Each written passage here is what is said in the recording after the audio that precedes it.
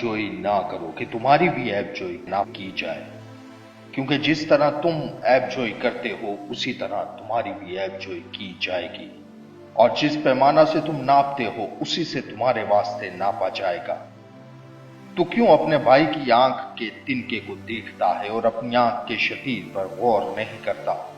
اور جب تیری ہی آنکھ میں شتیر ہے تو اپنے بھائی سے کیوں کر کہہ سکتا ہے کہ لا تیری آنکھ میں سے تنکا نکال دو؟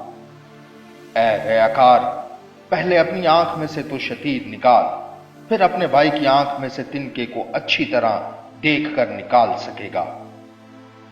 پاک چیز کتوں کو نہ دو، اور اپنے موتی سوروں کے آگے نہ ڈالو، ایسا نہ ہو کہ وہ ان کو پاؤں تلے روندیں اور پلٹ کر تم کو پھاڑیں۔